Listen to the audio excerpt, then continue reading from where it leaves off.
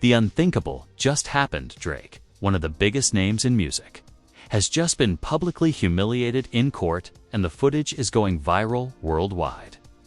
In a shocking turn of events, a federal judge slammed the rapper during a heated lawsuit that was supposed to clear his name, but instead, it backfired in ways no one saw coming. Sources inside the courtroom describe the atmosphere as tense, chaotic, and explosive. Drake, usually composed and confident, reportedly sat in silence as the judge ripped into his legal team, calling their arguments baseless, misleading, and borderline deceptive. Witnesses say you could feel the embarrassment in the air, and the look on Drake's face said it. All but the real shock came just minutes later when UMG, Universal Music Group, fired back with a brutal public statement that left the industry speechless. The label's lawyers didn't just defend themselves. They turned on Drake.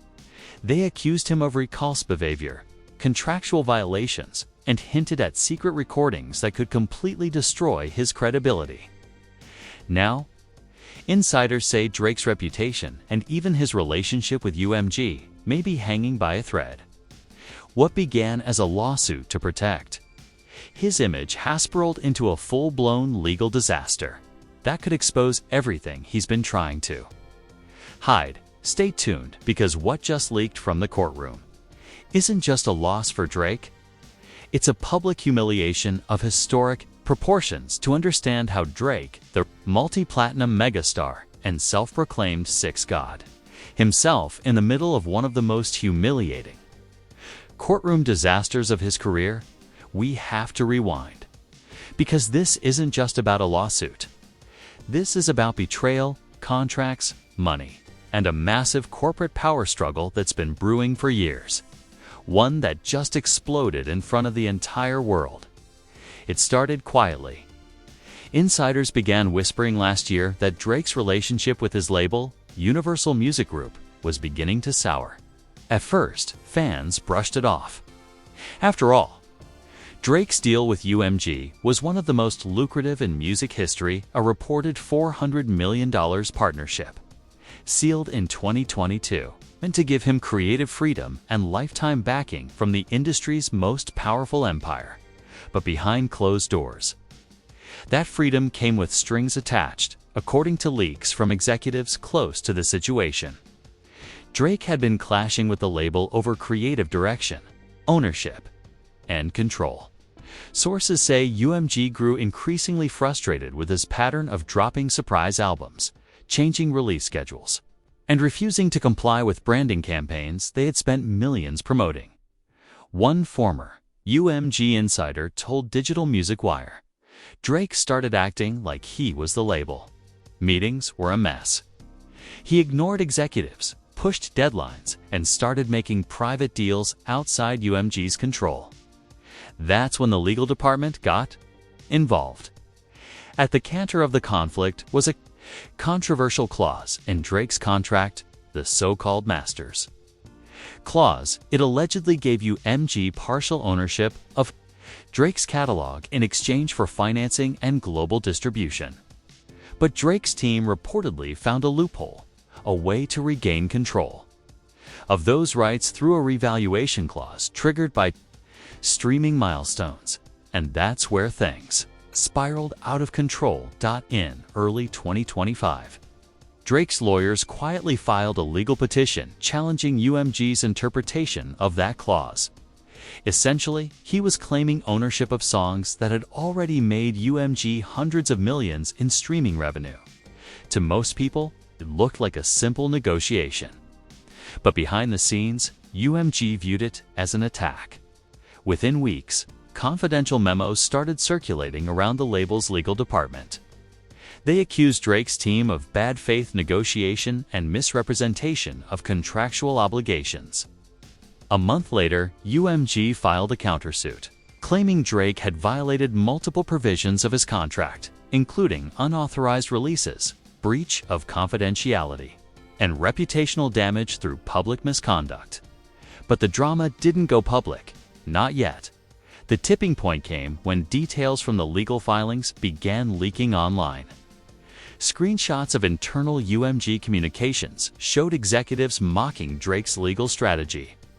One message read, "If he wants war, we'll give him one, and it won't end well for him." That one line became the spark that ignited an internet firestorm. Fans flooded social media with #JusticeForDrake hashtags, accusing UMG of exploitation. Industry commentators started dissecting the case on YouTube, Twitter, and TikTok. The narrative was clear. The world's biggest artist was going to war with the world's biggest label. But things got even darker when a leaked deposition revealed just how deep this feud had gone, according to court transcripts obtained by The Blast. UMG executives accused Drake of attempting to manipulate digital streaming platforms by funneling music through shell labels tied to his personal LLCs, bypassing UMG's cut. They also claimed Drake had recorded several unreleased tracks in partnership with an unapproved distribution partner. One insider described it as Drake trying to outsmart the machine and getting caught. When the lawsuit finally hit the courtroom, fans expected fireworks. What they didn't expect was total humiliation. Sources inside the courthouse described the opening session as brutal. The judge immediately tore into Drake's legal team for incomplete documentation, inconsistent testimony, and lack of credible evidence. At one point, the judge reportedly looked directly at Drake and said, "Mr. Graham, this is not a recording studio. This is a court of law." The courtroom erupted in whispers. Reporters said Drake's demeanor changed instantly. He stopped taking notes. He leaned back. His jaw tightened. For someone who built an empire on control, this was the one place he had none, and the hits just kept coming. UMG's lawyers brought receipts, literal receipts showing that Drake's team had transferred digital assets tied to unreleased songs into private accounts. They accused him of deliberately withholding master files to leverage future negotiations. Then came the shocker. Emails between Drake's management and a third-party distributor discussing off-the-books releases surfaced as evidence. The judge's patience snapped. "If these messages are real," he said, "this isn't a misunderstanding. This is deception." By then, the courtroom was packed. Reporters, fans, even rival artists. Everyone wanted to witness the fall of a giant dot. And when the judge ruled to dismiss Drake's petition effectively, siding with UMG, the humiliation was complete. The judge didn't just reject Drake's claim. He scolded him. He reportedly called the lawsuit an ill-conceived vanity project and accused his team of wasting the court's time with baseless drama. The quote made headlines instantly. Drake's ego just got bench-slapped. The memes were merciless. Within hours, social media was flooded with photoshopped images of the judge dropping a mic, fan edits with Drake's shocked reaction, and the phrase "courtroom L" trending worldwide. But the story was far from over, because what UMG did next wasn't just retaliation. It was revenge. Within 24 hours of the ruling, the label issued an official statement so scathing that even Drake's haters couldn't believe the audacity. They didn't just win the lawsuit, they declared war, and the world was about to watch Drake's empire start to crumble from the inside out. The morning after the ruling, Drake's team woke up to a nightmare, and not just in the headlines. Universal Music Group had gone nuclear. In a move no one saw coming, UMG released a blistering public statement accusing Drake of deliberate contractual manipulation, unauthorized monetization of intellectual property, and breach of fiduciary responsibility. But that was only the beginning. The statement, which dropped on every major news outlet at 7 a.m. sharp, was written with surgical precision. It read less like a legal document and more like an execution.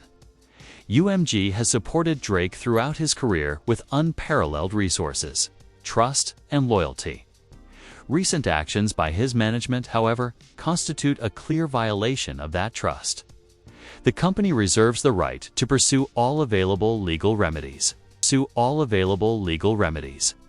And just like that, the biggest artist in the world was now facing legal retaliation from the biggest label in the world, a label that had built him into a global phenomenon. By mid-morning, TMZ had obtained what they called exclusive insider memos showing that UMG's board was considering a suspension of Drake's recording privileges pending an internal audit. This was unprecedented. Drake, a man who once dominated every chart on Earth, was suddenly being treated like a rogue intern under corporate investigation. But what stunned fans the most was how quickly UMG moved to humiliate him publicly. Within hours, the label's official PR team began leaking selective details from their internal audit. According to one anonymous executive, UMG's investigators had found financial irregularities in Drake's touring expenses, alleged backdoor deals with independent streaming companies, and most explosive of all, proof that he had been recording music off contract with producers outside the UMG network. That revelation hit like a grenade, because it wasn't just a technical violation, it was forbidden. Every artist under a major label signs an exclusivity clause.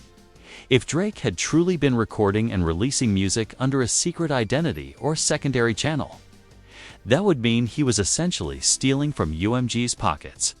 And soon enough, the receipts started dropping. A Twitter thread from a verified insider posted screenshots of music files labeled OB6 demo sessions supposedly leaked from a burner account tied to Drake's private SoundCloud. The songs were raw, emotional, unfiltered, down nowhere in UMG's archives. Within hours, those leaks had millions of plays. Fans were stunned. Critics were even more shocked. The music sounded real. It sounded like Drake, but angrier, darker, almost desperate. One lyric went viral instantly. "The gods that built me want me gone. They signed my soul. I signed it wrong." Fans were convinced it was about UMG. The internet exploded. Hashtags like #Drake vs UMG, #FreeTheSixGod, and #LabelPrison began trending globally. Fans accused UMG of corporate tyranny, claiming Drake was being controlled and silenced. But behind the scenes, things were much darker.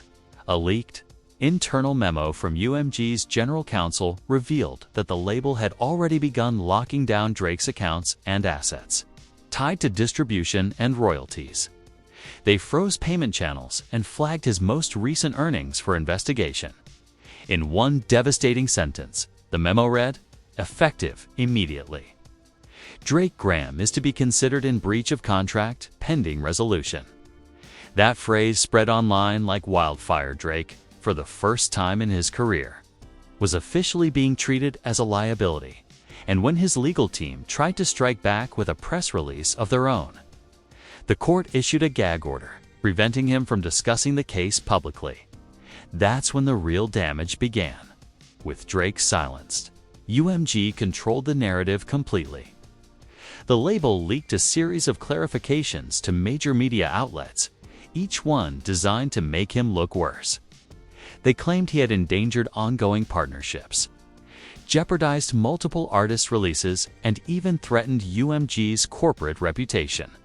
But the final nail in the coffin came during a live press briefing, when one of UMG's senior attorneys delivered the most savage line of the entire debacle. It's unfortunate when artists forget that success doesn't exempt them from accountability. In this case, the court reminded Mr. Graham of that fact. The clip went viral within minutes. News anchors replayed it. Commentators laughed. Even rival artists couldn't resist chiming in. Meek Mill tweeted a single word: karma. Pusha T posted a photo of himself smirking with the caption, "When the universe balances out." Drake's fanbase erupted in chaos. Some defended him furiously. Others started turning on him, asking why he hadn't been honest about his business dealings. The once invincible image of Drake, the charming mogul, the hit machine, the symbol of success, was fracturing in real time. And then came the first twist, a leak that nobody expected. Late one night, a mysterious 4-minute audio clip began circulating online under the title "Drake Phone Call Leaked." In the recording, which sounded authentic, voice that unmistakably resembled Drake's could be heard shouting over the phone, "They can't own me forever. I made them billions. You think I'm scared of them?" Then another voice, older, calmer, and menacing, replied, "You signed it. We own it. Don't test us." The audio cut off abruptly. Within an hour, it was trending at #1 worldwide. Journalists scrambled to verify it. UMG issued a statement calling the recording fabricated disinformation, but fans weren't buying it. The tone, the cadence, the anger, it all felt too real. Even worse for UMG, the clip revived old rumors that Drake had long been unhappy under his contract. Several old interviews resurfaced in which he hinted at creative restrictions and label interference. One viral fan post summed it up perfectly. Drake tried to fight for his art. The label fought for their money. And now both are bleeding. By this point, industry insiders were whispering that UMG had made a colossal mistake. The court win had turned into a PR disaster. Their own victory had become the ultimate humiliation, not just for Drake, but for the label that couldn't control him anymore. And just when everyone thought the chaos couldn't get any worse, another bombshell dropped. An anonymous account claiming to be part of UMG's legal department posted a cryptic tweet. "They shouldn't have pushed him this far." The real evidence is still coming. Within minutes, the account vanished, but not before one last message appeared. A single word that sent chills through the industry. Emails, everyone froze. What emails? From who? And if what that account said was true? Then the next leak wasn't going to just embarrass Drake, it was going to expose UMG from the inside out. The mysterious tweet saying, "Emails" turned out to be the spark that ignited a full-scale industry meltdown. Within 48 hours, the first leak dropped, and it was far worse than anyone expected. A zip file labeled UMG_internal_coms appeared on a hidden message board. It contained dozens of redacted emails that seemed to confirm every rumor Drake's camp had ever whispered about the label. In one, a senior executive wrote, "He's getting too powerful. If he keeps pushing for catalog control, we'll have to make an example out of him." Another message, dated just weeks before the lawsuit, read, "Do not let him renegotiate the master's clause. If he refuses, stall him in court and leak strategic behavior concerns to the press." That line alone detonated across social media. Millions of fans began posting memes of Drake as a puppet cut free from his strings. The tag #FreeDrake trended for 3 straight days.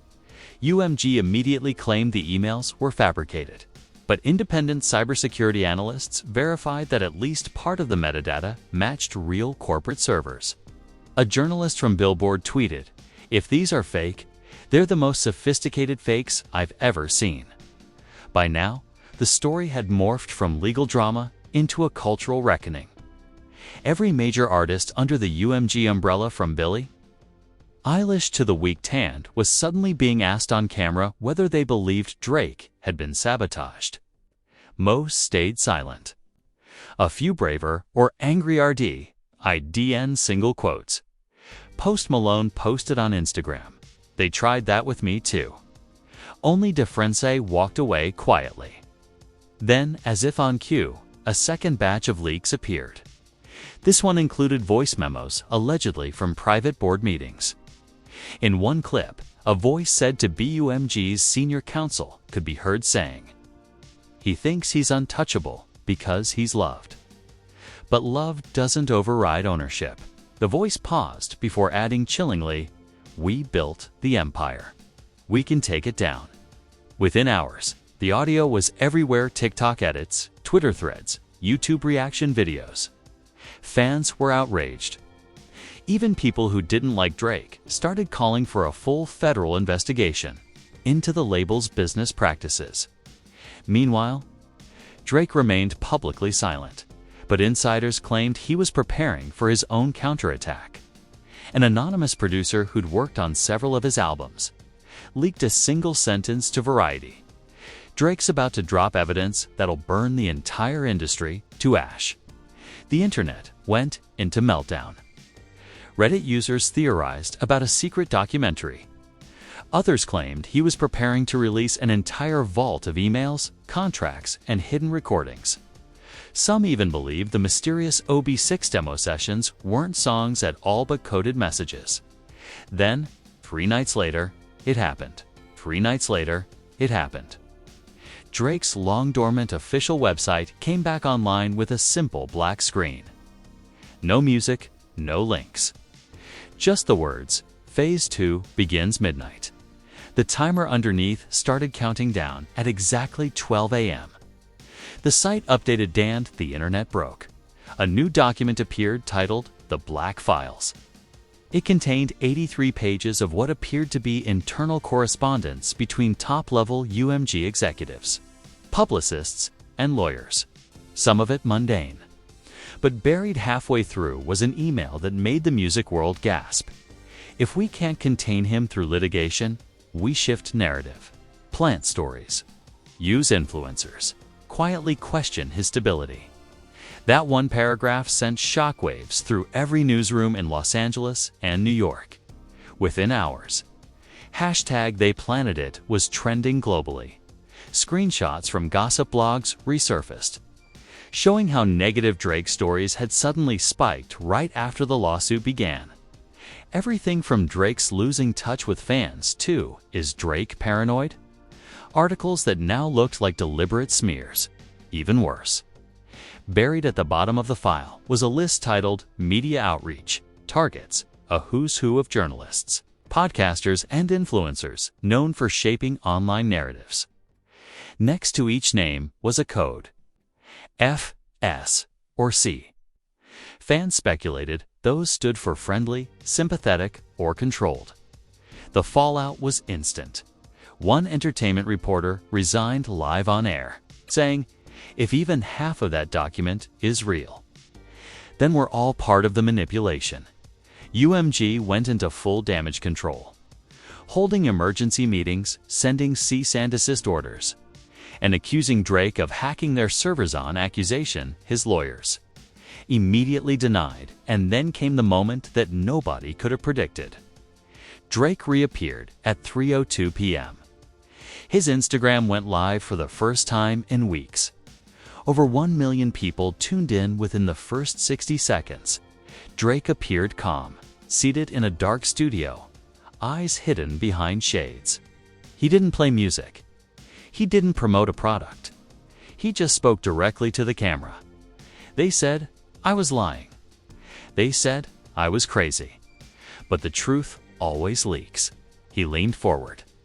"This isn't about contracts anymore. This is about control. And if they think I'm scared, they should check my streams." Then he smiled, cold, deliberate. "Phase 3 starts soon." And just like that, he ended the live. No explanation.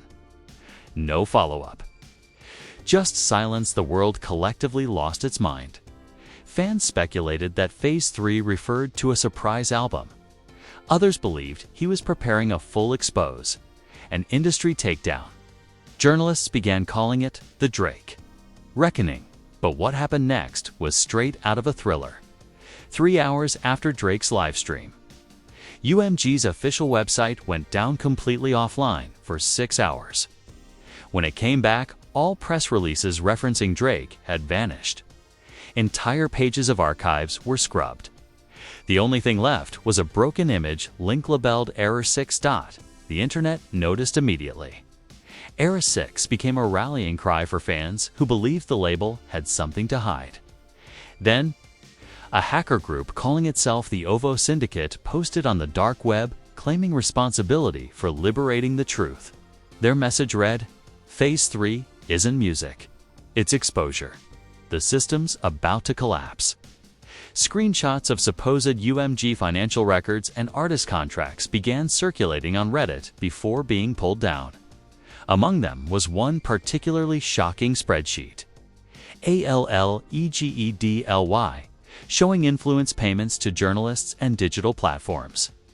If true, it meant UMG had been paying millions to shape how stories like Drake's were told. By dawn, the U.S. Securities and Exchange Commission had announced an inquiry into financial irregularities within Universal Music Group. Their stock dropped 12% in a single day, and through it all, Drake stayed completely silent. He didn't tweet. He didn't post.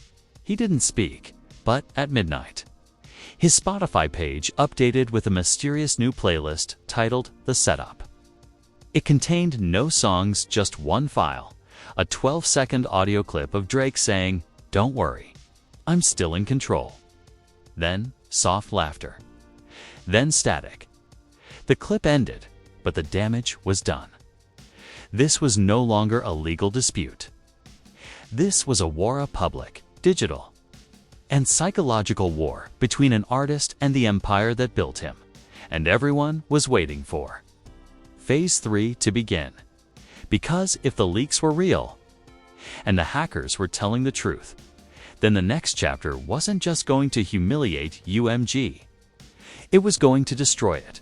When the UMG servers crashed and the Error 6 image spread like wildfire, the entertainment world lost its collective mind. Within an hour, the story wasn't confined to music blogs anymore. It had gone global. CNN, the BBC, Bloomberg, and TMZ all broke into regular programming with the same banner headline: Drake versus UMG, the industry implodes. Every outlet tried to claim exclusive insight. Analysts on CNBC speculated about the impact on UMG stock. Twitter spaces filled with industry veterans, whispering that Drake had crossed a line no artist ever survives. But it wasn't just the media reacting. The entire industry turned into a battlefield. Artists, who once stayed neutral, started choosing sides. Some, like The Weeknd and Nicki Minaj, posted cryptic messages supporting artist freedom. Others, like DJ Khaled and Lil Baby, urged unity and begged both camps to keep the music alive. Even Adele weighed in during a live show, saying, "If the man's telling the truth, then maybe it's time labels stopped owning people." That quote alone was replayed on news channels for days. The fan frenzy online. Drake's fanbase turned into a full-blown resistance movement. Fans coordinated hashtags, misreported UMG's official posts, and spammed corporate ads with comments like "Free the Six God" and "Where's the real masters?" TikTok became a war zone. Every creator had a Drake versus UMG theory. Conspiracy videos racked up billions of views. Some claimed the Error 6 image contained hidden coordinates. Others said UMG executives were under surveillance. One viral video claimed the static in Drake's 12-second audio clip matched the sound profile of a studio in Toronto, suggesting he was still working, secretly preparing the Phase 3 drop. Meanwhile, influencers started cashing in. Merch lines appeared overnight, hoodies reading Error 6 Survivor, mugs labeled Phase 3 loading. By the end of the week, counterfeit-free Drake apparel had made over $4 million in sales across Etsy and TikTok Shop. Corporate panic inside the boardrooms of Hollywood. Chaos reigned. Anonymous insiders described UMG's offices as anxiety central. Meetings ran 20 hours straight. Lawyers slept on couches. Executives started scrubbing their social media accounts, fearing that old photos with Drake might be used as proof of conspiracy. A leaked Slack thread from UMG's marketing team revealed desperate tone. All comes on hold until legal clears language. No staff should comment publicly or like any Drake-related posts. Assume all messages are monitored. Even streaming platforms felt the shock. Spotify, Apple Music, and Amazon Music received letters from both camps demanding removal or preservation of certain catalog tracks. For 24 hours, half of Drake's older songs disappeared from playlists worldwide. Fans noticed immediately and began flooding Spotify's social accounts with furious comments. Spotify's CEO finally tweeted, "We don't censor art. Period." That tweet alone restored the songs, but it also confirmed to millions that something bigger was happening behind the curtain. The Drake drop. Theories as panic spread. The most persistent rumor was that Phase 3 would be a truth bomb album. Concept record built entirely from leaked phone calls, contract samples, and corporate audio clips. Anonymous Reddit. Accounts claiming to be sound engineers from OVO insisted they had heard unreleased tracks where Drake directly named UMG executives over orchestral beats. One alleged lyric became legendary overnight. "I built the empire from basement echoes." They cashed the check and called it Control. Whether the song existed or not didn't matter. The internet had made it real. The label strikes. Back UMG wasn't going to sit in silence. On Thursday morning, their PR department launched a multi-platform counteroffensive. Paid op-eds appeared in major publications, painting Drake as unstable and obsessed with digital warfare. A verified spokesperson claimed, "This entire narrative is a product of one man's paranoia." But it backfired spectacularly. Fans immediately traced the op-eds to writers already mentioned in the leaked media outreach targets list from the Black Files. Within hours, the journalists' inboxes were flooded with hate mail, and some publicly resigned rather than face the backlash. The more UMG tried to discredit Drake, the more they confirmed his story. Even other labels began distancing themselves. Sony Music's CEO posted a thinly veiled comment on LinkedIn. "Transparency is coming to the industry whether we like it or not." Government and legal fallout by week's end. The situation had escalated beyond music. The SEC officially opened an investigation into UMG's accounting practices, and several European watchdog agencies announced parallel probes into artist compensation transparency. Whistleblowers started appearing on podcasts, claiming they'd been silenced for years. One former UMG staffer told Rolling Stone, "We were told to make sure the narrative matched the money. Every scandal gets buried with a bonus." That quote hit like dynamite. The emotional toll, meanwhile, Drake's silence became deafening. His friends described him as focused, cold, and calculating. TMZ published grainy photos of him arriving at a secret studio in Los Angeles, flanked by security guards. One source said he was recording confessions, another claimed he was building evidence. The public sympathy shifted fully toward him. Commentators who once mocked his lawsuit now called him the whistleblower hip-hop didn't know it needed. Late-night shows dedicated entire monologues to the drama. Memes called him the artist who sued the machine and won the internet. But not everyone was cheering. Some insiders whispered that Drake's defiance was putting others in danger. Producers, assistants, anyone tied to the leaked files. One anonymous engineer told Page 6, "There's fear. Phones are being wiped. Everyone's watching who talks to who. It's like working for the FBI, but with beats." The tipping point then came the jaw-dropper. A hacker group released what they called the fourth file. Inside was a series of contracts marked confidential artist termination protocols. The documents outlined how UMG could legally freeze creative output and suspend distribution for artists deemed non-compliant. Fans immediately dubbed it the Slave Clause. The backlash was nuclear. Within 24 hours, a public petition demanding reform of major label contracts had reached 3 million signatures, and through all of it, Drake still said nothing until one cryptic tweet appeared on his account. "They told me to make hits. I made history instead." That post got 10 million likes in less than a day at this point. Everyone from artists to executives to politicians understood the truth. This wasn't a scandal anymore. This was a revolution, and Drake had accidentally become its symbol. But just as the world began celebrating him as a hero, something shifted. An emergency court filing from UMG's lawyers hinted that new evidence had surfaced, something that would completely alter public perception. The filing was sealed immediately. But insiders whispered one terrifying word: forgery.